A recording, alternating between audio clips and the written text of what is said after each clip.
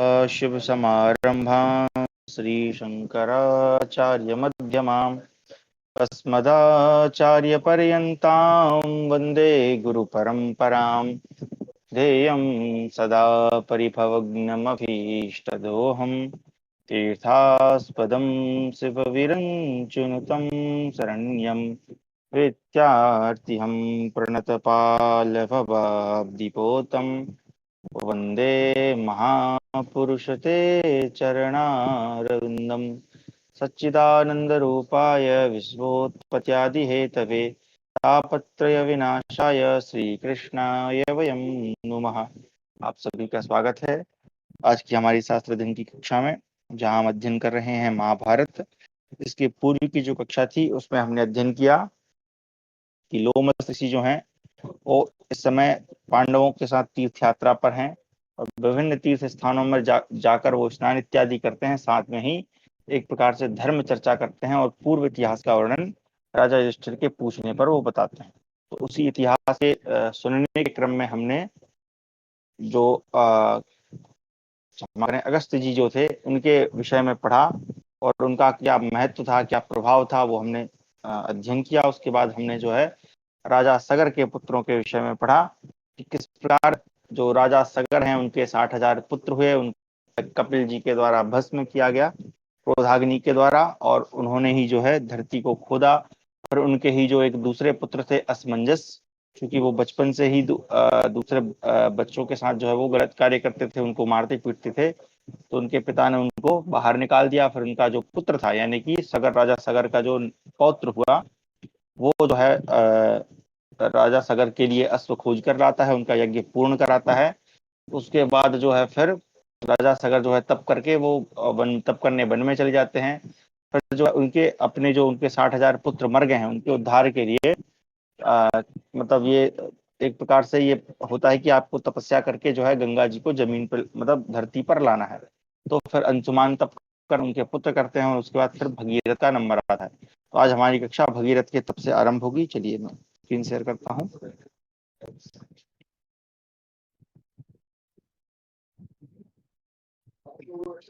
तो हमारा है अष्टाधिक सप्तमोध्याय यानी 108वां अध्याय। भगीरथ का हिमालय पर तपस्या द्वारा गंगा और महादेव जी को प्रसन्न करके उनसे वर प्राप्त करना। लोमसोवाच तो राजा महेश्वास चक्रवर्ती महारथा बभूव सर्वलोकश मनोनयन नंदनः सशुस्राव महाबाहु कपिलेन महात्मना पितॄणां निधनं घोरम् अप्राप्तुं त्रिदिवस्य च स्वराज्यं सचिवे निश्चय हृदयेन विदूयता जगाम हिम वत्पार्श्वं तपस्तप्तुं नरेश्वरः। लोमस जी कहते हैं, राजन, महान धनुर्धर महारथी राजा भगीरथ चक्रवर्ती नरेश थे। वे सब लोगों के मन और नेत्रों को आनंद प्रदान करने वाले थे। नरेश्वर, उन महाबाहु ने जब यह सुना कि महात्मा कपिल द्वारा हमारे 60,000 पितरों की भयंकर मृत्यु हुई है, वे स्वर्ग प्राप्ति से वंचित रह गए हैं, तब उन्होंने व्यथित हृदय से अपना राज्य मंत्री को सौंप दिया और स्वयं हिमालय के शिखर पर तपस्या करने के लिए प्रस्थान किया। नरेश्वर तपस्या से सारा पाप नष्ट करके वे गंगा जी की आराधना करना चाहते थे। उन्होंने देखा कि गिरिराज हिमालय विविध धातुओं से विभूषित नाना प्रकार के शिखरों से अलंकृत है। वायु के आधार पर उड़ने वाले मेघ चारों ओर से उसका अभिषेक कर रहे हैं। अनेकानेक नदियों, निकुंजों, घाटियों और प्रसादों यानी मंदिरों से इसकी बड़ी शोभा हो रही है। गुफाओं और कंदराओं में छिपे हुए सिंह तथा व्याघ्रों से यह पर्वत सदा सेवित होता है। भांति भांति के कलरव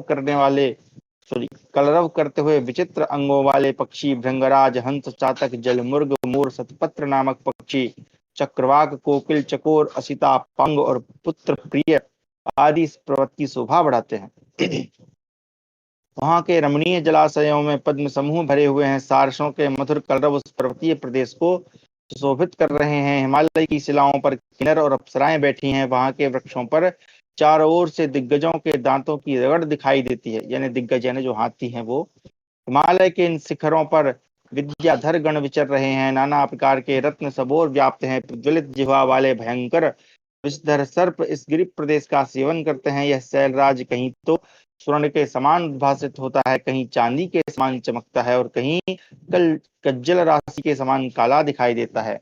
नरश्रेष्ठ भगीरथ उस हिमवान पर्वत पर गए और घोर तपस्या में लग गए। उन्होंने सहस्त्र वर्षों तक फल मूल और जल का आहार किया।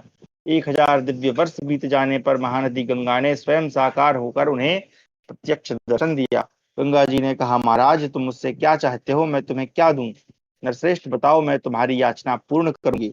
राजन, उनके ऐसा कहने पर राजा भगीरथ ने हिमालय नंदिनी गंगा को हाथ जोड़कर प्रणाम किया और इस प्रकार कहा, वरदायिनी महानदी, मेरे पितामह यज्ञ संबंधी यशस्व का पता लगाते हुए कपिल के कोप से यमलोक को जा पहुंचे हैं। वे सब महात्मा सगर के पुत्र थे और उनकी संख्या 60,000 थी। भगवान कपिल के निकट जाकर वे सबके सब क्षण भर में भस्म हो गए। इस प्रकार दुर्मृत्यु से मरने के कारण उन्हें स्वर्ग में निवास नहीं प्राप्त हुआ। महानदी, जब तक तुम अपने जल से उनके भस्म हुए शरीर को नहीं सींच दोगी, तब तक उन सगर पुत्रों की सदगति नहीं हो सकती। महाभागे, मेरे पितामह सगर कुमारों को स्वर्ग में पहुंचा दो। महानदी, मैं उन्हीं के उद्धार के लिए तुमसे याचना करता हूँ। लोमस जी कहते हैं, राजन, राजा भगीरथ की यह बात सुनकर विश्व वंदिता गंगा अत्यंत प्रसन्न हुई और उनसे इस प्रकार बोली, महाराज मैं तुम्हारी बात मानूंगी, इसमें संशय नहीं, परंतु आकाश से पृथ्वी पर गिरते समय मेरे वेग को रोकना बहुत कठिन है। राजन, देव श्रेष्ठ महेश्वर नीलकंठ को छोड़कर तीनों लोक में कोई भी मेरा वेग धारण नहीं कर सकता। महाबाहो, तुम तपस्या द्वारा उन्हीं वरदायक शिव को संतुष्ट करो। स्वर्ग से गिरते समय वे ही मुझे अपने मस्तक पर धारण करेंगे। विश्व भावन भगवान शंकर तपस्या द्वारा आराधना करने पर तुम्हारे पितरों के हित की इच्छा से अवश्य तुम्हारा मनोरथ पूर्ण करेंगे। राजन, यह सुनकर महाराज भगीरथ कैलाश पर्वत पर गए और वहां उन्होंने तीव्र तपस्या करके कुछ समय के बाद भगवान शंकर को प्रसन्न किया। नरेश्वर तत्पश्चात गंगा जी की प्रेरणा के अनुसार श्रेष्ठ भगीरथ ने अपने पितरों को स्वर्गलोक की प्राप्ति कराने के उद्देश्य से महादेव जी से गंगा जी के वेग को धारण करने के लिए वर की याचना की। इस प्रकार हमारा 108वां अध्याय समाप्त हुआ। 109वां अध्याय पृथ्वी पर गंगा जी के उतरने और समुद्र को जल से भरने का विवरण तथा सगर पुत्रों का उद्धार। लोमसोवाचो, भगीरथ वचः श्रुत्वा प्रियार्थम च दिवौकशाम एवं स्त्रीति राजानं भगवान प्रत्यभाषत, धारयिष्ये महाभागो गगनात् प्रच्युतां शिवां दिव्यां देवनतीं पुण्यां तत्कृते नृपसत्तम। तो मुक्त्वा महाबाहो हिमवन्तम् उपागमत् वृत्ता पर पार्षदै घोरै नाना प्रहरणोद्यतैः।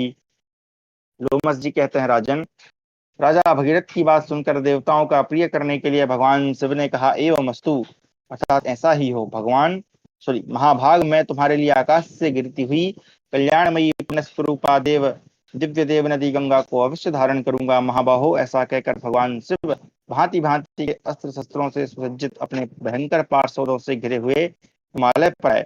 वहां ठहरकर उन्होंने नरश्रेष्ठ भगीरथ से कहा, महाबाहो नंदिनी महानदी, गंगा से भूतल पर उतरने के लिए प्रार्थना करो। नरेश्वर, मैं तुम्हारे पितरों को पवित्र करने के लिए स्वर्ग से उतरती हुई सरिताओं में श्रेष्ठ गंगा को सिर पर धारण करूंगा। भगवान शंकर की कही हुई यह बात सुनकर राजा भगीरथ ने एकाग्र चित्त हो प्रणाम करके गंगा जी का चिंतन किया। राजा के चिंतन करने पर भगवान शंकर को खड़ा हुआ देख पुण्य श्रीला रमणीय नदी गंगा सहसा आकाश से नीचे गिरी। उन्हें गिरती देख दर्शन के लिए उत्सुक हो महर्षियों सहित देवता गंधर्व नाग और यक्ष वहां आ गए। तदनंतर हिमालय नंदिनी गंगा आकाश से वहां पर आ गिरी। उस समय उनके जल में बड़ी बड़ी भंवरें और तरंगें उठ रही थी। मत्स्य और ग्रह भरे हुए थे। राजन, आकाश की मेखला रूप गंगा को भगवान शिव ने अपने ललाट देश में पड़ी हुई मोतियों की माला की भांति धारण कर लिया। महाराज, नीचे गिरती हुई फेन पुंज से व्यापी जल वाली समुद्र गामिनी गंगा 3 धाराओं में बटकर हंसों की पंक्तियों के समान सुशोभित होने लगी। वह मतवाली स्त्री की भांति इस प्रकार आई कि कहीं तो सर्प शरीर की भांति कुटिल गति से बहती थी और कहीं कहीं ऊंचे से नीचे गिरकर चट्टानों से टकराती जाती थी। उन श्वेत वस्त्रों के समान प्रतीत होने वाले फेन पुंज उसे आच्छादित किए हुए थे। कहीं कहीं वह जल के कलकल नाद से उत्तम संगीत सा गा रही थी। इस प्रकार अनेक रूप धारण करने वाली गंगा आकाश से गिरी और भूतल पर पहुंचकर राजा भगीरथ से बोली, महाराज, रास्ता दिखाओ, मैं किस मार्ग से चलूं? पृथ्वी पते, तुम्हारे लिए ही मैं इस भूतल पर उतरी हूँ। यह सुनकर राजा भगीरथ जहां महात्मा सगर पुत्रों के शरीर पड़े थे वहां गंगा जी के पावन जल से उन शरीरों को प्लावित करने के लिए उस स्थान से प्रस्थित हुए। विश्ववंदित भगवान शंकर गंगा जी को सिर पर धारण करके देवताओं के साथ पर्वतश्रेष्ठ कैलाश को चले गए। राजा भगीरथ ने गंगा जी के साथ समुद्र तट पर जाकर वरुणालय समुद्र को बड़े वेग से भर दिया और गंगा जी को अपनी पुत्री बना लिया। तत्पश्चात वहां उन्होंने पितरों के लिए जलदान किया और पितरों के उद्धार होने से वे सफल मनोरथ हो गए। युधिष्ठिर जिस प्रकार गंगा त्रिपथगा, त्रिपथगा का मतलब है स्वर्ग, पाताल और पृथ्वी पर गमन करने वाली हुई, वह सब मैंने प्रसंग तुम्हें सुना दिया। महाराज, समुद्र को भरने के लिए ही गंगा पृथ्वी पर उतारी गई थी। राजन, देवताओं ने काले नामक दैत्यों को जिस प्रकार मार गिराया और कारणवश महात्मा अगस्त्य ने जिस प्रकार समुद्र पी लिया था, उन्होंने ब्राह्मणों की हत्या करने वाले वातापी नामक दैत्य को जिस प्रकार नष्ट कर दिया, वह सब प्रसंग जिसके विषय में तुमने पूछा था मैंने बता दिया। इस प्रकार हमारा 109वां अध्याय समाप्त हुआ। 110वां अध्याय नंदा तथा कौशिकी का महात्म्य, ऋषशृंग मुनि का उपाख्यान तथा उनको अपने राज्य में लाने के लिए राजा लोमपाद का प्रयत्न। शम्पायनोवाच ततः प्रयातः कौन्तेयः क्रमेण भरतश्रवानन्दां परमनन्दां च नद्यौ पापम भयापहे पर्वतं च समासद्य हेमकूटम् मनायम् चिन्त्यानद्भुतान् भावान् ददर्श सुबहुन्नपः वाताबद्धा भवन्मेघा उपलास्य सहस्रशा नाशंकुंस्तारूढुं विष्णमन्सोः जनाः। शम्पायन जी कहते हैं, भरतश्रेष्ठ तदनंतर कुंती नंदन युधिष्ठिर क्रमशः आगे बढ़ने लगे। उन्होंने पाप और भय का निवारण करने वाली नंदा और अपर नंदा इन दो नदियों की यात्रा की। तत्पश्चात रोग शोक से रहित हेमकूट पर्वत पर पहुंचकर राजा युधिष्ठिर ने वहां बहुत सी अचिंत्य एवं अद्भुत बातें देखी। वहां वायु का सहारा लिए बिना ही बादल उत्पन्न हो जाते हैं और अपने आप हजारों पत्थर में ओले पड़ने लगते हैं। जिनके मन में खेद भरा होता है, ऐसे मनुष्य उस पर्वत पर चढ़ नहीं सकते। वहां प्रतिदिन हवा चलती है और रोज रोज मेघ वर्षा करता है। वेदों के स्वाध्याय की तो ध्वनि वेदों के स्वाध्याय की ध्वनि तो सुनाई पड़ती, परंतु स्वाध्याय करने वाले का दर्शन नहीं होता था। सायंकाल और प्रातःकाल भगवान अग्निदेव प्रज्वलित दिखाई देते थे। तपस्या में विघ्न डालने वाली मक्खियां वहां लोगों को डंक मारती थी। अतः वहां विरक्ति होती और लोग घरों की याद करने लगते। इस प्रकार बहुत सी अद्भुत बातें देखकर पांडुनंदन युधिष्ठिर ने लोमस जी से पुनः इस अद्भुत अवस्था के विषय में पूछा। युधिष्ठिर जी ने कहा, महातेजस्वी भगवान, इस परम तेजोमय पर्वत पर जो ये आश्चर्यजनक बातें होती हैं, इनका क्या रहस्य है, यह सब विस्तार पूर्वक मुझे बताइए। तब लोमस जी ने कहा, शत्रुसूदन, हमने पूर्व काल में जैसा सुन रखा है वैसा बताया जाता है। तुम एकाग्रचित्त हो मेरे मुख से इसका रहस्य सुनो। पहले की बात है, इस ऋषभकूट पर ऋषभ नाम से प्रसिद्ध एक तपस्वी रहते थे। जहां वो है उसका नाम है ऋषभकूट। उनकी आयु कई 100 वर्षों की थी। वे तपस्वी होने के साथ ही बड़े क्रोधी थे। उन्होंने दूसरों के बुलाने पर कुपित होकर उस पर्वत से कहा, जो कोई यहाँ पर बातचीत करे उस पर तू ओले बरसा। इसी प्रकार वायु को भी बुलाकर उन तपस्वी मुनि ने कहा, देखो, यहाँ किसी प्रकार का शब्द नहीं होना चाहिए। तब से जो कोई पुरुष यहाँ बोलता है उसे मेघ की गर्जन द्वारा रोका जाता है। राजन, इस प्रकार उन महर्षि ने ही ये अद्भुत कार्य किए हैं। उन्होंने क्रोधवश कुछ कार्यों का विधान और कुछ बातों का निषेध कर दिया है। राजन, यह सुना जाता है कि प्राचीन काल में देवता लोग नंदा के तट पर आए थे। उस समय उनके दर्शन की इच्छा से बहुतेरे मनुष्य सहसा वहां आ पहुंचे। इंद्र आदि देवताओं ने दर्शन देना नहीं चाहते थे, अतः विघ्न स्वरूप इस पर्वतीय प्रदेश को उन्होंने जन साधारण के लिए दुर्गम बना दिया। कुंती नंदन, तभी से साधारण मनुष्य इस पर्वत को देख भी नहीं सकते, चढ़ना तो दूर की बात है। कुंती कुमार, जिसने तपस्या नहीं की वह मनुष्य इस पर्वत को ना तो देख सकता है और ना चढ़ ही सकता है। अतः तुम मौन व्रत धारण करो। उन दिनों संपूर्ण देवताओं ने यहाँ आकर उत्तम यज्ञों का अनुष्ठान किया था। भारत, उनके ये चिन्ह आज भी प्रत्यक्ष देखे जाते हैं। यह दूर्वा कुश के आकार के समान यह दूर्वा कुश के आकार की दिखाई देती है और यह भूमि ऐसी लगती है मानो इस पर कुश बिछाए गए हों। महाराज, ये वृक्ष भी यज्ञ यूप के समान जान पड़ते हैं। भारत, आज भी यहाँ देवता तथा ऋषि निवास करते हैं। सायंकाल और प्रातःकाल उनके द्वारा प्रज्वलित की हुई अग्नि का दर्शन होता है। कुंती नंदन, इस तीर्थ में गोता लगाने वाले मानवों का सारा पाप तत्काल नष्ट हो जाता है। तक पुरुषश्रेष्ठ, तुम अपने भाइयों के साथ यहाँ स्नान करो। गंगा में गोता लगाने के पश्चात तुम्हें कौशिकी के तट पर चलना होगा, जहाँ महर्षि विश्वामित्र जी ने उत्तम एवं उग्र तपस्या की थी। वैशंपायन जी कहते हैं, तदनंतर राजा युधिष्ठिर अपने दल बल के साथ गंगा में गोता लगाकर रमणीय एवं शीतल जल वाली पुण्यमयी कौशिकी के तट पर गए। वहां लोमस जी ने कहा, भरतश्रेष्ठ, यह देवताओं की नदी पुण्य सलीला कौशिकी है और यहाँ विश्वामित्र जी का रमणीय आश्रम है जो यहाँ विकसित हो रहा है। यह यही कश्यप गोत्रीय महात्मा विवाहांडक का पुण्य नामक आश्रम है। इन्हीं के तपस्वी एवं जितेंद्रिय पुत्र महात्मा ऋष्यशृंग हैं, जिन्होंने अपनी तपस्या के प्रभाव से इंद्र द्वारा वर्षा करवाई थी। उन दिनों देश में घोर अनावृष्टि फैल रही थी। वैसे समय में ऋष्यशृंग मुनि के भय से बल और वृत्रासुर के विनाशक देवराज इंद्र ने उस देश में वर्षा की थी। वे तेजस्वी एवं शक्तिशाली मुनि मृगी के पेट से पैदा हुए थे और कश्यप नंदन विभांडक के पुत्र थे। उन्होंने राजा लोमपाद के राज्य में अत्यंत अद्भुत कार्य किया था। जब वर्षा से खेती अच्छी तरह लहलहा उठी, तो राजा लोमपाद ने अपनी पुत्री शांता ऋष्यशृंग को ब्याह दी, ठीक उसी तरह जैसे सूर्यदेव ने अपनी बेटी सावित्री का ब्रह्मा जी के साथ ब्याह किया था।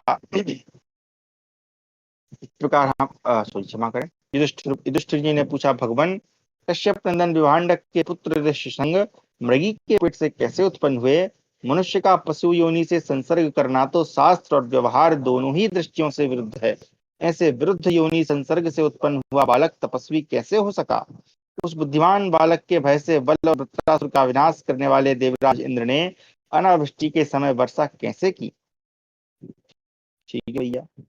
नियम और व्रत का पालन करने वाली राजकुमारी शांता भी कैसी थी, जिसने मृग स्वरूप मुनि का भी मन मोह लिया?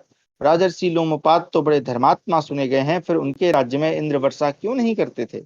भगवान, ये सब बातें आप विस्तार पूर्वक यथार्थ रूप से बताइए। मैं महर्षि ऋष्यशृंग के चरित्र को सुनना चाहता हूँ। उनका ये जो चरित्र है वो रामायण में भी आता है। आप देखते हैं वहां से और यहाँ में कितना अंतर है। पढ़ते हैं। लोमस जी ने कहा, राजन, महर्षि विभांडक का अंतःकरण तपस्या से पवित्र हो गया था।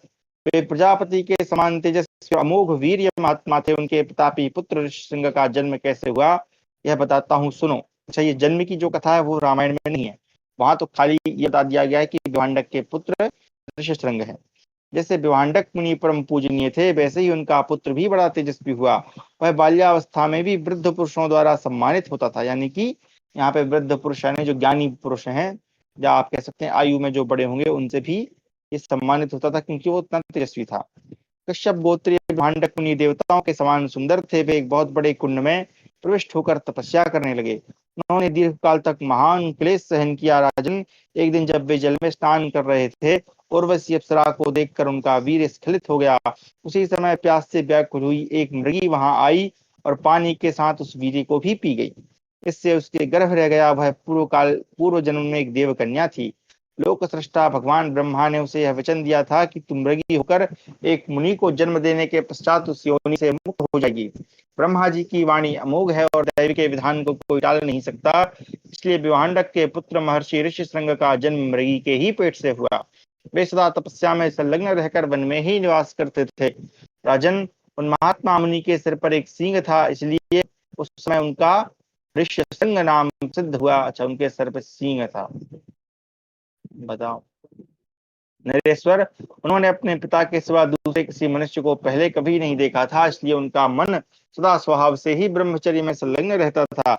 इन दिनों राजा दशरथ के मित्र लोमपाद अंग देश के राजा हुए। उन्होंने जानबूझकर एक ब्राह्मण के साथ मिथ्या व्यवहार किया। यह बात हमारे सुनने में आई है। इसी अपराध के कारण ब्राह्मणों ने राजा लोमपाद को त्याग दिया था। राजा ने पुरोहित पर मनमाना दोषारोपण किया था, इसलिए इंद्र ने उसके राज्य में वर्षा बंद कर दी थी। इस अनावृष्टि के कारण प्रजा को बड़ा कष्ट होने लगा।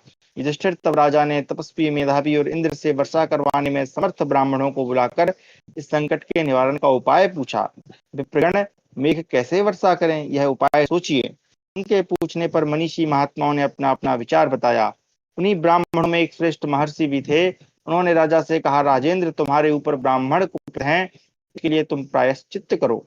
भूपाल, साथ ही हम तुम्हें यह सलाह देते हैं कि अपने राज्य में महर्षि विभांडक के पुत्र वनवासी ऋष्यशृंग को बुलाओ। वे स्त्रियों से सर्वथा अपरिचित हैं और सदा सरल व्यवहार में ही तत्पर रहते हैं। महाराज, वे महातपस्वी ऋष्यशृंग यदि आपके राज्य में पदार्पण करें तो तत्काल ही मेघ वर्षा करेगा। इस विषय में मुझे तनिक भी संदेह नहीं है। राजन, यह सुनकर राजा लोमपाद अपने अपराध का प्रायश्चित्त करके ब्राह्मणों के पास गए और जब वे प्रसन्न हो गए तब पुनः अपनी राजधानी को लौट आए। राजा का आगमन सुनकर प्रजाजनों को बड़ा हर्ष हुआ। तदनंतर अंगराज मंत्र कुशल मंत्रियों को बुलाकर उनसे सलाह करके एक निश्चय पर पहुंच जाने के बाद मुनि कुमार ऋष्यशृंग को अपने यहाँ लाने के प्रयत्न में लग गए। राजा के मंत्री शास्त्रज्ञ, अर्थशास्त्र के विद्वान और नीति निपुण थे। अपनी मर्यादा से कभी च्युत न होने वाले नरेश ने उन मंत्रियों के साथ विचार करके एक उपाय जान लिया। तत्पश्चात भूपाल लोमपाद ने दूसरों को लुभाने की सब कलाओं में कुशल प्रधान प्रधान वेश्याओं को बुलाया और कहा, तुम लोग कोई उपाय करके मुनि कुमार ऋष्यशृंग को यहाँ ले आओ। सुंदरियों, एक मिनट जरा, ठीक है। सुंदरियों, तुम लुभाकर उन्हें सब प्रकार से सुख सुविधा का विश्वास दिलाकर मेरे राज्य में ले आना। महाराज की बात सुनते ही वेश्याओं का रंग फीका पड़ गया। वे अचेत सी हो गईं। एक ओर तो उन्हें राजा का भय था और दूसरी ओर वे मुनि के शाप से डरी हुई थीं। अतः उन्होंने इस कार्य को संभव बताया। उन सब में एक बूढ़ी स्त्री थी। उसने राजा से इस प्रकार कहा, जरद्योषः, महाराज, मैं उस तपोधन मुनि कुमार को लाने का प्रयत्न करूंगी, परंतु आप यह आज्ञा दें कि मैं इसके लिए मैं चाहिए व्यवस्था कर सकूं। यदि मेरी इच्छा पूर्ण हुई तो मैं मुनि पुत्र ऋष्यशृंग को यहाँ लाने में सफल हो सकूंगी। राजा ने उसकी इच्छा के अनुसार व्यवस्था करने की आज्ञा दे दी। साथ ही उसे प्रचुर धन और नाना प्रकार के रत्न भी दिए। युधिष्ठिर तदनंतर वह वैश्या रूप और यौवन से संपन्न कुछ सुंदरी स्त्रियों को साथ लेकर शीघ्रता पूर्वक वन की ओर चल दी। इस प्रकार हमारा 110वां अध्याय समाप्त हुआ। 111वां अध्याय, वैश्याकार ऋष्यशृंग को लुभाना और विभांडक मुनि का आश्रम पर आकर अपने पुत्र की चिंता का कारण पूछना। लोमसोवाचो, शातूनाभ्याश्रमं चक्रे राजकार्यार्थ सिद्धये संदेशाच्चैव नृपतेः सौविध्यया चैव भारत। नाना पुष्पफलै वृक्षे कृत्रिमैः रूपशोभितैः नानागुल्मलतोपेतैः स्वादुकामफलप्रदैः अतीव रमणीयं तदतीव च मनोहरं नक्रेणाभ्याश्रमं रम्यम् अद्भुतोपम दर्शनम। लोमस जी कहते हैं, भरतनंदन, उस वैश्या ने राजा की आज्ञा के अनुसार और अपनी बुद्धि से भी उनका कार्य सिद्ध करने के लिए नाव पर एक सुंदर आश्रम बनाया। वह आश्रम भांति भांति के पुष्प और फलों से शोभित कृत्रिम वृक्षों से घिरा हुआ था। उन वृक्षों पर नाना प्रकार के गुल्म और लता समूह फैले हुए थे और वे वृक्ष स्वादिष्ट एवं वांछनीय फल देने वाले थे। उन वृक्षों के कारण वह आश्रम अत्यंत रमणीय और परम मनोहर दिखाई देता था। वैश्या ने उस नाव पर जिस सुंदर आश्रम का निर्माण किया था वह देखने में अद्भुत सा था। तदनंतर उसने अपनी उस नाव को काश्यप गोत्रीय विभांडक मुनि के आश्रम से थोड़ी ही दूरी पर बांध दिया और गुप्तचरों को भेजकर यह पता लगा लिया कि इस समय विभांडक मुनि अपनी कुटिया से बाहर गए। तदनंतर विभांडक मुनि को दूर गया देख उस वैश्या ने अपनी परम बुद्धिमती पुत्री को, जो उसी की भांति वैश्यावृत्ति अपनाए हुए थी, कर्तव्य की शिक्षा देकर मुनि के आश्रम पर भेजा। वह भी कार्य साधन में कुशल थी। उसने वहां जाकर निरंतर तपस्या में लगे रहने वाले ऋषि कुमार ऋष्यशृंग के समीप उस आश्रम में पहुंचकर उनको देखा। पश्चात वैश्या ने कहा, मुने, तपस्वी लोग कुशल तो है ना? आप लोगों को पर्याप्त फल मूल तो मिल जाते हैं ना? आप इस आश्रम में प्रसन्न तो है ना? मैं इस समय आपके दर्शन के लिए ही यहाँ आई हूँ। क्या तपस्वी लोगों की तपस्या उत्तरोत्तर बढ़ रही है? आपके पिता का तेज क्षीण तो नहीं हो रहा? ब्राह्मण, आप आनंद में है ना? ऋष्यशृंग जी, आपके स्वाध्याय का क्रम चल रहा है ना? ऋष्यशृंग बोले, ब्राह्मण, आप अपनी समृद्धि से ज्योति की भांति प्रकाशित हो रहे हैं। मैं आपको अपने लिए वंदनीय मानता हूँ और स्वेच्छा से धर्म के अनुसार आपके लिए उपाद्य अर्घ और फल मूल अर्पण करता हूँ। इस प्रशासन पर आप सुखपूर्वक बैठे। इस पर काला मृग चर्म बिछाया गया है, इसलिए इस पर बैठने में आराम रहेगा। आपका आश्रम कहाँ है और आपका नाम क्या है? ब्राह्मण, आप देवता के समान यह किस व्रत का आचरण कर रहे हैं? वैश्य बोली, काश्यप नंदन, मेरा आश्रम बड़ा मनोहर है। वह इस पर्वत के उस 3 योजन की दूरी पर स्थित है। वहां मेरा जो अपना धर्म है उसके अनुसार आपको मेरा अभिवादन प्रणाम नहीं करना चाहिए। मैं आपके दिए हुए अर्घ और पाद्य का स्पर्श नहीं करूंगी। मैं आपके लिए वंदनीय नहीं हूँ, आप ही मेरे लिए वंदनीय है। ब्राह्मण, मेरा यह नियम है कि जिसके अनुसार मुझे आपका आलिंगन करना चाहिए। है ऋष्यशृंग ने कहा, ब्राह्मण, मैं तुम्हें पके फल दे रहा हूँ। ये भिलावा, आंवले, करूषक यानी फालसा, इंगुद यानी हिंगोट, धनवन यानी धामिन और पीपल के फल प्रस्तुत हैं। इन सबका इच्छानुसार उपयोग कीजिए। लोमस जी ने कहा, राजन, तदनंतर वैश्या ने उन सब फलों को छोड़कर स्वयं ऋष्यशृंग को अत्यंत सुंदर और अमूल्य भक्ष्य पदार्थ यानी फल दिए। उन परम सरस फलों ने उनकी रुचि को बढ़ाया। साथ ही सुगंधित मालाएं तथा विचित्र एवं चमकीले वस्त्र प्रदान किए। इतना ही नहीं, उसने मुनि कुमार को अच्छी श्रेणी के पेय पिलाए, जिससे वे बहुत प्रसन्न हुए। वे उसके साथ खेलने और जोर जोर से हंसने लगे। वैश्या ऋष्यशृंग के पास ही गेंद गेंद खेलने लगी। वह अपने अंगों को मोड़ती हुई फलों के भार से लदी हुई लता की भांति झुक जाती और ऋष्यशृंग मुनि को बार बार अपने अंक में यानी गोद में भर लेती, साथ ही अपने अंगों से उनके अंगों को इस प्रकार दबाती मानो उनके भीतर समा जाएगी। हाँ, चलिए ये थोड़ा वर्णन अजीब ऐसा दिया हुआ है यहाँ पे। रामायण में इससे बिल्कुल भिन्न है, मतलब वहां पे जाति तो है वो लेने के लिए, लेकिन इस तरह का कोई खेल इत्यादि वहां नहीं है। चलिए, वहां शाल अशोक और तिलक के खूब वृक्ष फले हुए थे। उनकी डालियों को झुकाकर वह मदोन्मत्त वेश्या लज्जा का नाट्य सा करती हुई महर्षि के उन पुत्र को लुभाने लगी। ऋषशृंग की आकृति में किंचित विकार देखकर उसे बार बार उनके शरीर को आलिंगन के द्वारा दबाया और अग्निहोत्र का बहाना बनाकर वह उनके द्वारा देखी जाती हुई धीरे धीरे वहां से चली गई। उसके चले जाने पर उसके अनुराग से उन्मत्त मुनि कुमार ऋषशृंग अचेत से हो गए। उस निर्जन स्थान में उनकी मनोवृत्ति उसी की ओर लगी रही और वे लंबी सांस खींचते हुए अत्यंत व्यथित हो उठे। तदनंतर धोगड़ी हरे पीले नेत्रों वाले काश्यप नंदन भांडक मुनि वहां आ गए। आप पहुंचे, वे सिर से लेकर पैरों के नखों तक रोमावलियों से भरे हुए थे। महात्मा विभांडक स्वाध्यायशील सदाचार्य समाधि निष्ठ महर्षि थे। निकट आने पर उन्होंने अपने पुत्र को अकेला उदासीन भाव से चिंता मग्न होकर बैठा देखा। एक सेकंड। उसके चित्त की दशा विपरीत थी। वह बार बार ऊपर की ओर दृष्टि किए हुए उच्छ्वास ले रहा था। इस दयनीय दशा में पुत्र को देखकर विभांडक मुनि ने पूछा, तात आज तुम अग्निकुंड में समिधाएं क्यों नहीं रख रहे हो? क्या तुमने अग्नि कर लिया? श्रुप और श्रुबा आदि यज्ञ पात्रों को भली भांति शुद्ध करके रखा है ना?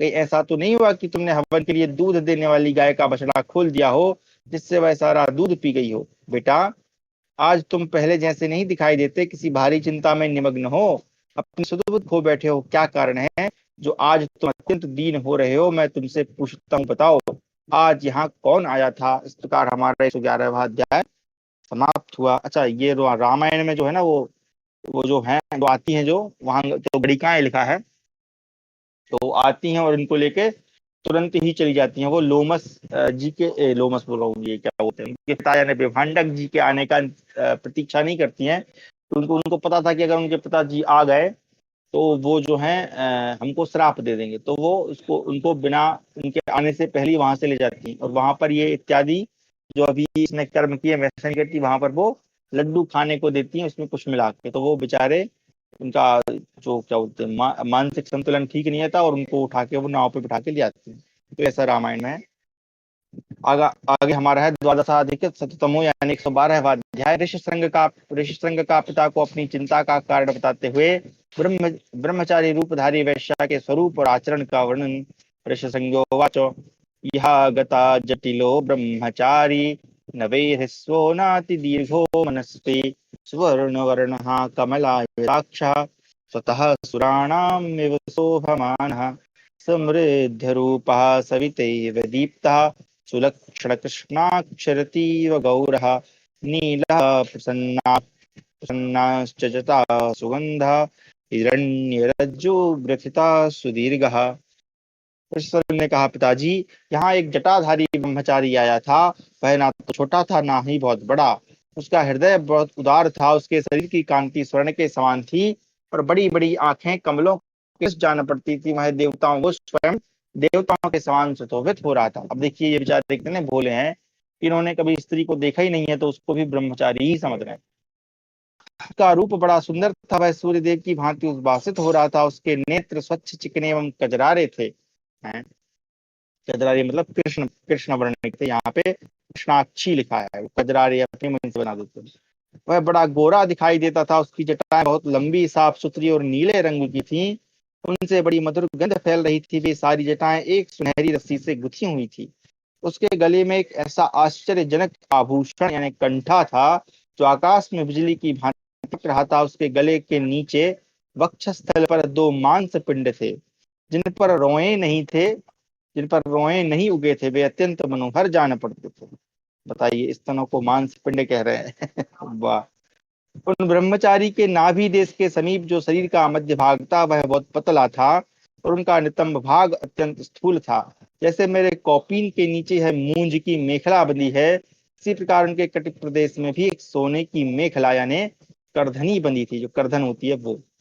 जो उसके चीर के भीतर से चमकती रहती थी, चीर यानी कपड़े के भीतर से। उनकी उसकी अन्य सब बातें भी अद्भुत एवं दर्शनीय थी। पैरों में पायल की छमछम ध्वनि बड़ी मधुर प्रतीत होती थी। इसी प्रकार हाथों की कलाइयों में मेरी रुद्राक्ष माला की भांति उसने दो कलापक यानी कंगन, कलापक शब्द आया है, हाँ कलापक ठीक है, कंगन बांध रखे थे। इससे भी बड़ी मधुर ध्वनि होती रहती थी। वह ब्रह्मचारी जब तनिक भी चलता फिरता या हिलता डुलता था, उस समय उसके आभूषण बड़ी मनोहर झंकार उत्पन्न करते थे, मानो सरोवर में मत वाले हंस कलरव कर रहे हों। उसके चीर भी अद्भुत दिखाई देते थे। मेरी कौपीन के ये बलकल वस्त्र वैसे सुंदर नहीं है। उसका मुख भी देखने ही योग्य था, उसकी अद्भुत शोभा थी। ब्रह्मचारी की एक एक बात मन को आनंद सिंधु में निमग्न सा कर देती थी। उसकी वाणी कोकिल के समान थी, जिसे एक बार सुन लेने पर अब पुनः सुनने के लिए मेरी अंतरात्मा व्यथित हो उठी है। तात जैसे माधव मास यानी वैशाख या वसंत ऋतु में सौरभ युक्त मलय यानी सुगंध युक्त जो मलय चंदन है वो समीर से सेवित वन उपवन की शोभा होती है, उसी प्रकार पवन देव से सेवित वह ब्रह्मचारी उत्तम एवं पवित्र गंध से सुवासित और शोभित हो रहा था। उसकी जटा सटी हुई और अच्छी प्रकार बंधी हुई थी, जो ललाट प्रदेश में दो भागों में विभक्त थी किंतु बराबर नहीं थी। उसके कुंड यानी उसके बाल जो हैं वो मांग के विषय में बता रहे हैं। उसके कुंडल मंडित कान सुंदर एवं विचित्र चक्रवाकों से घिरे हुए से जान पड़ते थे। उसके पास एक विचित्र गोलाकार फल यानी वही गेंद था। उस पर वह अपने दाहिने हाथ से आघात करता था। उसका वह फल पृथ्वी पर जाकर बार बार ऊंचे की ओर चलता था। उस समय रूप अद्भुत दिखाई देता था। अच्छा, गेंद का वर्णन कर रहे हैं, उसको फल समझ के।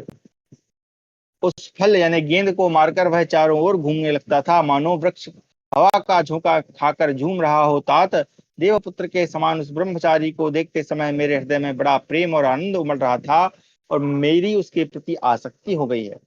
वह बार बार मेरे शरीर का आलिंगन करके मेरी जटा पकड़ लेता और मेरे मुख को झुकाकर उस पर अपना मुख रख देता था, यानी वो चुंबन कर देता था। इस प्रकार मुख से मुख मिलाकर एक उसे एक ऐसा शब्द किया जिसने मेरे हृदय में अत्यंत आनंद उत्पन्न कर दिया। जो मैंने पाद्य अर्पण किया उसने उसको महत्व नहीं दिया। मेरे दिए हुए फल भी उसने स्वीकार नहीं किए और मुझसे कहा मेरा ऐसा ही नियम है। साथ ही उसने मेरे लिए भी दूसरे दूसरे फल दिए हैं। मैंने उसके दिए हुए जिन फलों का उपयोग किया है उनके समान रस हमारे इन फलों में नहीं है। उन फलों के छिलके भी ऐसे नहीं थे जैसे इन जंगली फलों के हैं। इन फलों के गूदे जैसे हैं वैसे उसके दिए हुए फलों के नहीं थे। वे सर्वथा विलक्षण थे। उदारता के मूर्तिमान स्वरूप उस ब्रह्मचारी ने मुझे पीने के लिए अत्यंत स्वादिष्ट जल भी दिया था। उस जल को पीते ही मेरे हर्ष की सीमा न रही। मुझे यह धरती दौलती सी जान पड़ने लगी। विचित्र सुगंधित मालाएं उसी ने रेशमी डोरों से गूंथ कर बनाई थी, जिन्हें यहाँ बिखेर कर तपस्या से प्रकाशित होने वाला वह ब्रह्मचारी अपने आश्रम को चला गया था। उसके चले जाने से मैं अचेत सा हो गया हूँ। मेरा शरीर जलता सा जान पड़ता है। मैं चाहता हूँ शीघ्र उसके पास ही चला जाऊं, अथवा वहीं यहाँ नित्य मेरे पास रहे। पिताजी, मैं उसी के पास जाता हूँ, देखूं उसकी ब्रह्मचर्य की साधना कैसी है। वह आर्य धर्म का पालन करने वाला ब्रह्मचारी जिस प्रकार तप करता है, उसके साथ रहकर मैं भी वैसी ही तपस्या करना चाहता हूँ। वैसा ही तप करने की इच्छा मेरे हृदय में भी है। यदि उसे नहीं देखूंगा तो मेरा यह चित्त संतप्त होता रहेगा। इस प्रकार हमारा 112वां अध्याय समाप्त हुआ। अब देखिए, ये जो है ना, इसको पढ़कर थोड़ा डाउट आता है मन में, है ना, शंका आती है कि भैया रामायण में तो ऐसा कोई वर्णन नहीं है और रामायण इसके पूर्व का ग्रंथ है ना। हम तो यही मानते हैं जो सनातनी है, ठीक है, वो प्रमाण वाली बात अलग है। लेकिन हम जो हमारी सामान्य मान्यता है वो यही है कि रामायण पूर्व में है, क्योंकि रामायण का वर्णन फिर महाभारत में भी है। तो रामायण पूर्व का ग्रंथ है और महाभारत बाद का ग्रंथ है। और रामायण में महाभारत का उल्लेख नहीं है, इसलिए इससे भी यही ज्ञात होता है कि रामायण पूर्व का ही ग्रंथ है। अब रामायण में जो वर्णन है उससे ये जो कथा है दो ऋषि श्रृंग ऋषि की, ये सर्वथा भिन्न है। सर्वथा भिन्न मतलब कि जिस तरह का वर्णन यहाँ पे है कि वो मतलब जो महिला आई थी जो वैश्या, उनके साथ ऐसा ऐसा करती है, रामायण में कहीं पर नहीं लिखा है। ठीक है, अब चाहे तो एक बार देख सकते हैं। हालांकि कई लोग जो हैं वो रामायण में जो ऋषि श्रृंग मुनि का जो वर्णन है उसको भी प्रक्षिप्त मानते हैं, वो कि उसको कहीं से अलग से जोड़ा गया है। ऋषि श्रृंग का वर्णन रामायण में नहीं, अपितु ऋषि श्रृंग का वर्णन आता है सिर्फ इसके लिए कि वो आके पुत्र कामेष्टि यज्ञ कराते हैं, माँ की ये वैश्या लेके आई, ये आई, वो नहीं है। तो वो यहाँ महाभारत में है, लेकिन यहाँ पे बहुत अलग टाइप से दिया है। तो अब हमारा अगला अध्याय है त्रयोदशाधिक सप्तमोध्याय, यानी 113वां अध्याय। ऋषसंग का अंगराज लोमपाद के यहाँ आना, सॉरी यहाँ जाना, राजा का उन्हें अपनी कन्या देना, राजा द्वारा विभांडक मुनि का सत्कार था, उन पर मुनि का प्रसन्न होना।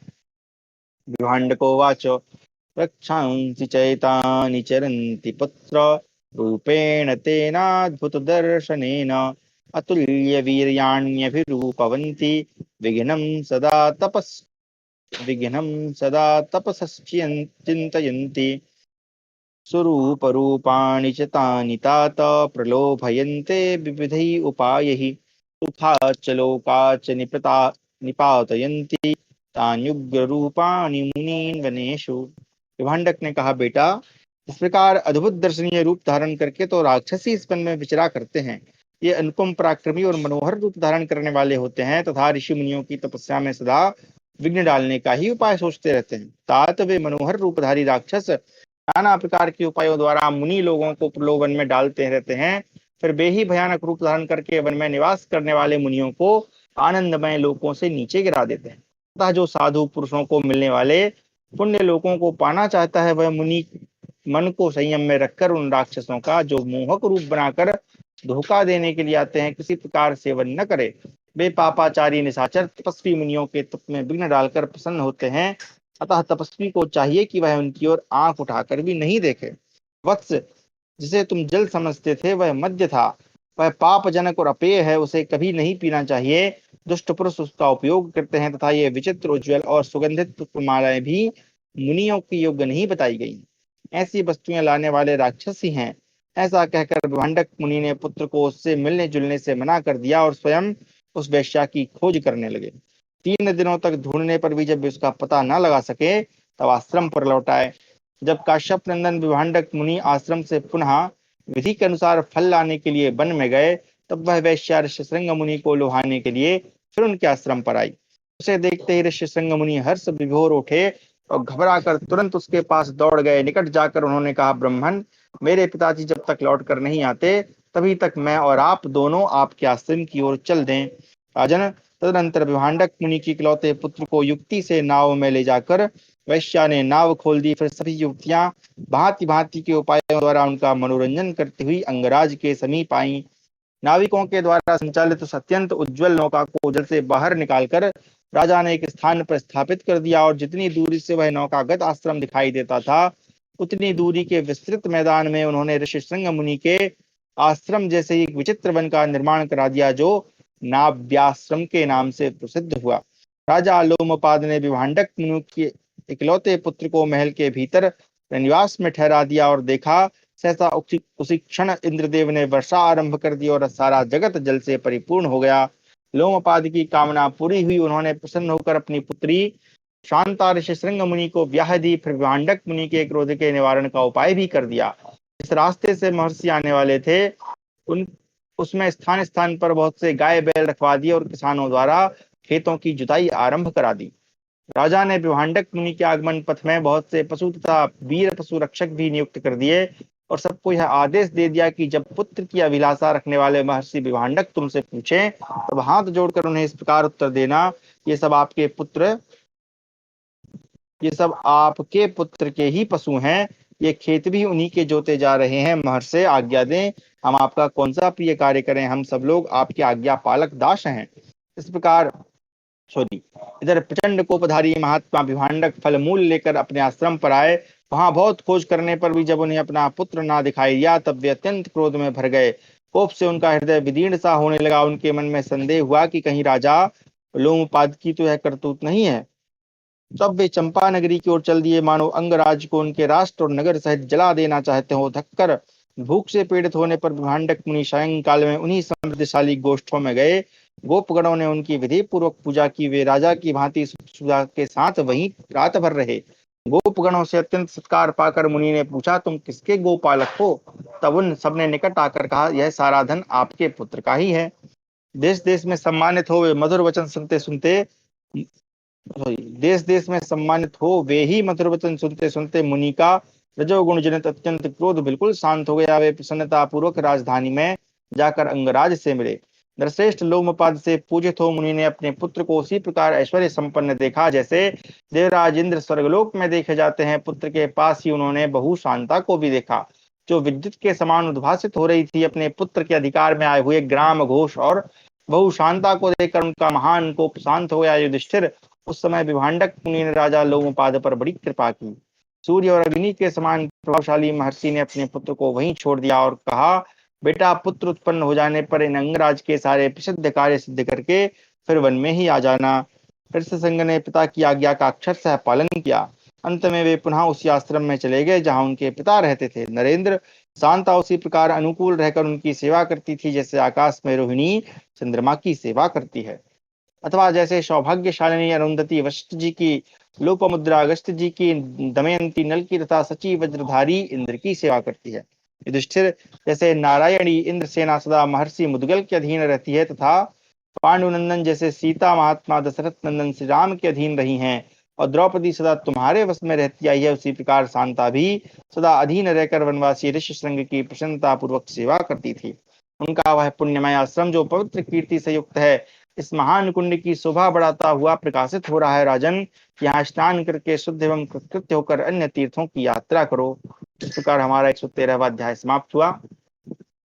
114वां अध्याय, युधिष्ठिर का कौशिकी गंगा सागर एवं वैतरणी नदी होते हुए महेंद्र पर्वत पर गमन। वैशंपायनोवाचो ततः प्रियाता कौशिक्यः पांडवो जन्मेजया अनुपूर्वेण सर्वाणि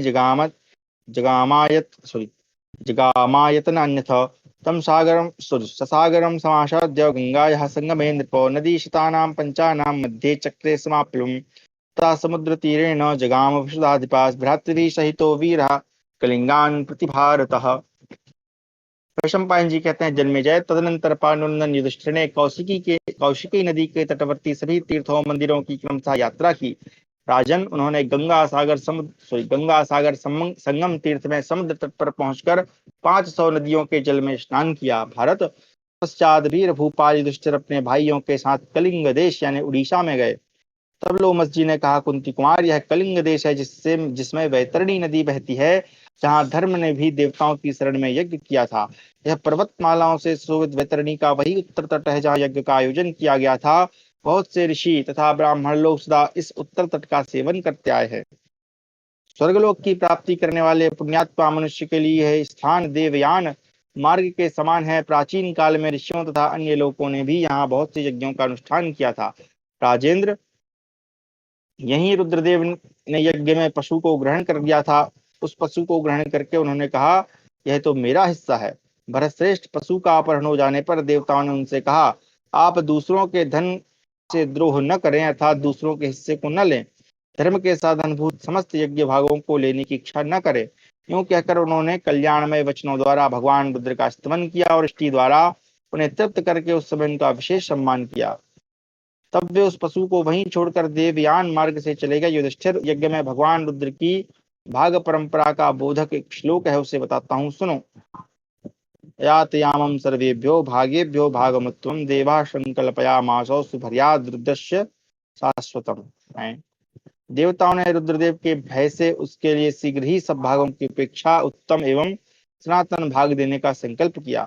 जो मनुष्य इस गाथा का गान करते हुए वैतरणी के जल का स्पर्श करता है, उसकी दृष्टि में देवयान मार्ग प्रकाशित हो जाता है। वैशंपायन जी कहते हैं, राजन, तदनंतर महान भाग्यशाली समस्त पांडवों और द्रौपदी ने वैतरणी के जल में उतरकर अपने पितरों का तर्पण किया। उस समय युधिष्ठिर बोले, लोमस जी, देखिए, इस वैतरणी नदी में विधि पूर्वक स्नान करने से मुझे तपोबल प्राप्त हुआ है, जिसके प्रभाव से मैं मानवीय विषयों से दूर हो गया हूँ। सुब्रत, आपकी कृपा से इस समय मुझे संपूर्ण लोकों का दर्शन हो रहा है। यह जप और स्वाध्याय में लगे हुए महात्मा वैखानस ऋषियों का शब्द है। लोमस जी ने कहा, राजा युधिष्ठिर, जहां से आती हुई इस ध्वनि को तुम सुन रहे हो, वह यहाँ से 3 लाख योजन दूर है, अतः अब चुप रहो। वे सहस्राणी योजनानाम युधिष्ठिरम। थोड़ा सा ठीक है। राजन, यह ब्रह्मा जी का दिव्य वन प्रकाशित हो रहा है। राजेंद्र, यही प्रतापी विश्वकर्मा ने यज्ञ किया है। उस यज्ञ में ब्रह्मा जी ने पर्वत और वन प्रांत सहित यह सारी पृथ्वी महात्मा कश्यप को दक्षिणा रूप में दे दी थी। कुंती कुमार उनके द्वारा अपना दान होते ही पृथ्वी बहुत दुखी हो गई और कुपित हो गई। लोकनाथ प्रभु ब्रह्मा से इस प्रकार बोली, भगवान आप मुझे किसी मनुष्य को न सौंपें। यदि मुझे मनुष्य को सौंपेंगे तो वह व्यर्थ होगा, क्योंकि मैं अभी रसातल को चली जाऊंगी। राजन, पृथ्वी देवी को विषाद करते देख महर्षि भगवान कश्यप ने प्रार्थना द्वारा उन्हें प्रसन्न किया। पांडुनंदन उनकी तपस्या से प्रसन्न हुई पृथ्वी पुनः जल से ऊपर उठकर वेदी के रूप में स्थित हो गई। राजन, वह पृथ्वी देवी ही यहाँ इस मिट्टी वह पृथ्वी देवी ही यहाँ इस मिट्टी की वेदी के रूप में प्रकाशित हो रही हैं। महाराज, इस पर आरूढ़ होकर तुम बल पराक्रम से संपन्न हो जाओगे। युधिष्ठिर, यह वेदी स्वरूपा पृथ्वी समुद्र का आश्रय लेकर स्थित है, तुम्हारा कल्याण हो। तुम अकेले ही इस पर चढ़कर समुद्र को पार करो, मैं तुम्हारे लिए स्वस्ति वचन करूंगा, जिससे तुम आज इस वेदी पर चढ़ सको। अजमीढ़ को लंदन, नहीं तो मनुष्य के द्वारा स्पर्श हो जाने पर यह वेदी समुद्र में प्रवेश कर जाती है। नमो विश्वगुप्ताय नमो विश्वपरायते सानिध्यम कुरुदेवशो सागरे लवणामसि। ये उनका मंत्र है। समुद्र में स्नान करते समय उनकी प्रार्थना के लिए निम्नांकित मंत्र का उच्चारण करना चाहिए, जिनमें यह संपूर्ण विश्वलीन होता है। जो जो सबसे श्रेष्ठ है, उन भगवान विष्णु को नमस्कार है। देवेश्वर, आप खारे समुद्र में निवास करें। हे समुद्र, अग्नि, मित्र, सूर्य और दिव्य जल, ये सब तुम्हारी योनि यानी उत्पत्ति कारण है। तुम सर्वव्यापी परमात्मा के रेतस या वीर यानी या रेतस मतलब वीर्य होता है या शक्ति या बल हम कह सकते हैं हो, और तुम ही अमृत की उत्पत्ति के स्थान हो। पांडुनंदन, सत्य वाक्य का उच्चारण करते हो तुम शीघ्रता पूर्वक इस वेदी पर आरूढ़ हो जाओ। हे महासागर, अग्नि तुम्हारी योनि यानी कारण है, यज्ञ शरीर है। तुम भगवान विष्णु की शक्ति के आधार और मोक्ष के साधन हो। पांडुपुत्र, सत्यवचन को बोलते हुए नदियों के स्वामी समुद्र में स्नान करना चाहिए। कुरुश्रेष्ठ, जल का स्वामी समुद्र देवताओं का अधिष्ठान है। अच्छा, ये जो उड़ीसा देश है, उड़ीसा का जो समुद्र है वहां का वर्णन बता रहे हैं। उड़ीसा है ना, वो क्या बोलते हैं उसको, अपना जो सूर्य मंदिर है उसके आसपास एक समुद्र है। पहले वो और पहले था, अभी तो पीछे चला गया है शायद, है ना। कुंती नंदन, ऊपर बताई हुई रीति के सिवा दूसरे किसी प्रकार से इस महासागर का उसके अग्रभाग द्वारा भी स्पर्श नहीं करना चाहिए। वैशंपायन जी कहते हैं, जन्मेजय, तदनंतर लोमस जी के स्वस्ति वचन करने के पश्चात महात्मा राजा युधिष्ठिर ने उनकी बताई हुई सारी विधियों का पालन करते हुए समुद्र में स्नान करने के लिए प्रवेश किया। इसके बाद महेंद्र पर्वत पर जाकर रात्रि बिताई। इस प्रकार हमारा 114 अध्याय समाप्त हुआ। 115 ये देख लें कितना बड़ा है, अगर ज्यादा बड़ा होगा तो छोड़ देंगे यहीं पे। चलिए 45 श्लोक हैं, 5 मिनट में हो जाएगा, पढ़ते हैं। 115वां अध्याय। अकृत वर्ण के द्वारा युधिष्ठिर से परशुराम जी के उपाख्यान के प्रसंग में ऋचिक मुनि का गाधी कन्या के साथ विवाह और भृगु ऋषि की कृपा से जमदग्नि की उत्पत्ति का वर्णन। वैशंपायनोवाच, सतत्रतामुषत्वेकां रजनीं पृथ्वीपतिः तापसानां परं चक्रे सत्कारं भ्रातृवीशः लोमस्तश्च सर्वानाचक्षौ तत्र तापसान् भृगूनङ्गैर्षश्चैव वसिष्ठान् काश्यपान् तान् समेत्य च राजर्षि अभिवाद्य कृताञ्जलि रामस्यानुचरं वीरं अप्रच्छदकृतव्रणम्। वैशंपायन जी कहते हैं, जन्मेजय, उस पर्वत पर एक रात निवास करके भाइयों सहित राजा युधिष्ठिर ने तपस्वी मुनियों का बहुत सत्कार किया।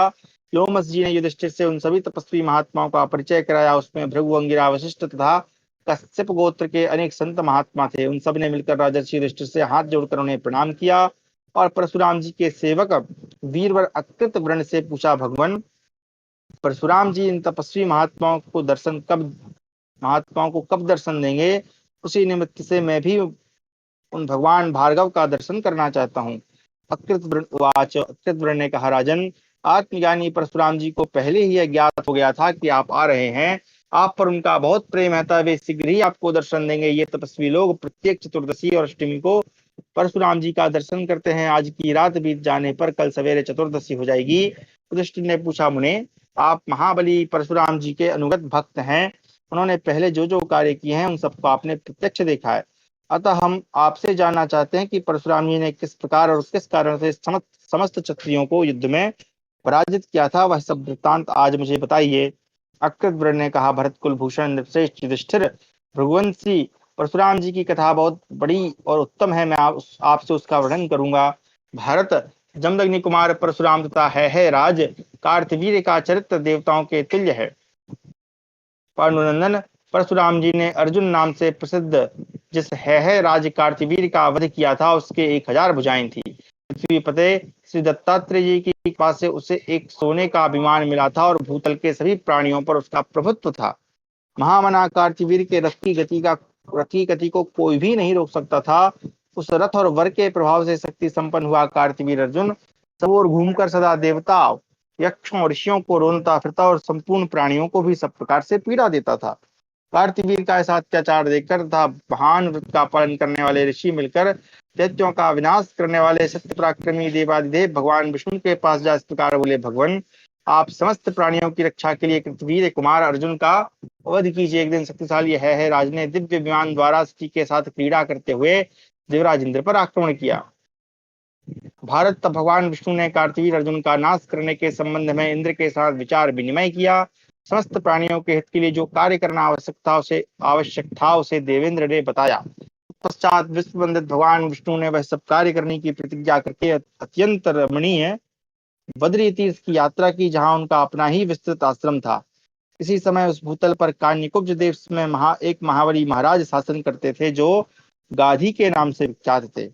वे राजधानी छोड़कर वन में गए और वहीं रहने लगे। उनके वनवास काल में ही एक कन्या उत्पन्न हुई जो अप्सरा के समान सुंदरी थी। भारत विवाह के योग्य होने पर भृगुपुत्र ऋचिक मुनि ने उसका वरण किया। गाधी नाम के जो राजा थे उनकी पुत्री का नाम नहीं, उसका विवाह हुआ ऋचिक मुनि से। उस समय राजा गाधी ने कठोर व्रत का पालन करने वाले ब्रह्मर्षि ऋचिक से कहा, श्रेष्ठ हमारे कुल में पूर्वजों ने जो कुछ शुल्क लेने का नियम चला रखा है उसका पालन करना हम लोगों के लिए भी उचित है। अतः आप यह जान लें कि इस कन्या के लिए 1 सहस्त्र वेगशाली अश्व शुल्क रूप में देने पड़ेंगे, जिनके शरीर का रंग तो सफेद और पीला मिला हुआ सा और कान एक ओर से काले रंग के हों। भृगुनंदन आप कोई निंदनीय तो नहीं है, यह शुल्क चुका दीजिए, फिर आप जैसे महात्मा को मैं अपनी कन्या ब्याह दूंगा। पहले ये सिस्टम था क्या, एक बार पढ़ लूं जरा मैं। तमुवाच तो गादी ब्राह्मणम संस्तभ्यतम उचितम न कुले किंचित पूर्व यत् संप्रवर्तितम एकता श्याम वर्णानाम। ठीक है, चलो सही था भाई। ऋचिक बोले, राजन मैं आपको एक ओर से श्याम कर्ण वाले पांडुरंग के वेगशाली एक अश्व 1000 की संख्या में अर्पित करूंगा। आपकी पुत्री मेरी धर्म पत्नी बने। अकृतवर्ण कहते हैं, राजन इस प्रकार शुल्क देने की प्रतिज्ञा करके ऋचिक मुनि ने वरुण के पास जाकर कहा, देव मुझे शुल्क देने के लिए 1000 ऐसे अश्व प्रदान करे जिनके शरीर का रंग पांडुर और कान एक ओर से श्याम हो, साथ ही वे सभी अश्व तीव्रगामी होने चाहिए। उस समय वरुण ने उनकी इच्छा के अनुसार 1000 श्यामक वर्ण घोड़े दे दिए। जहां वे श्यामक वर्ण बोल रहा हूं मैं, श्याम कर्ण, जहां वे श्याम कर्ण घोड़े प्रकट हुए थे वह स्थान अश्व तीर्थ के नाम से विख्यात हुआ। तत्पश्चात राजा गाधी ने शुल्क रूप में 1000 श्याम कर्ण घोड़े प्राप्त करके गंगा तट पर कान्यकुब्ज नगर में ऋचिक मुनि को अपनी पुत्री सत्यवती, अब उसका नाम आया, सत्यवती ब्याह दी। उस समय देवता बराती बने थे। देवता उन सबको देखकर वहां से चले गए। बराती के लिए क्या शब्द आया है, तो गाधी सुताम चास्पे जन्याश्चासन सुरास्तदा लब्ध्वा हयम सहस्त्रस्तु तांस दृष्टा दुर्गुषा। यहाँ तो कोई शब्द नहीं है। चलो, विप्रवर ऋचिक ने धर्म पूर्वक सत्यवती को पत्नी रूप में प्राप्त करके सुंदरी के साथ अपनी इच्छा अनुसार सुखपूर्वक रमण किया। राजन विवाह करने के पश्चात पत्नी सहित ऋचिक को देखने के लिए महर्षि भृगु उनके आश्रम पर आए और अपने श्रेष्ठ पुत्र को विवाहित देखकर वे बड़े प्रसन्न हुए। उन दोनों पति पत्नी ने पवित्र आसन पर विराजमान देव वंदित गुरु पिता एवं ससुर का पूजन किया और उनकी उपासना में संलग्न हुए हाथ जोड़े खड़े रहे। हाथ जोड़े खड़े रहे।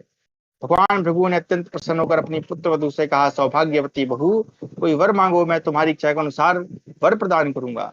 सत्यवती ने ससुर को अपने और अपनी माता के लिए पुत्र प्राप्ति का उद्देश्य रखकर प्रसन्न किया। तब भृगु जी ने उस पर कृपा दृष्टि की। भृगु बोले, बहू ऋतुकाल में स्नान करने के पश्चात तुम और तुम्हारी माता पुत्र प्राप्ति के उद्देश्य से 2 भिन्न भिन्न वृक्षों का आलिंगन करो।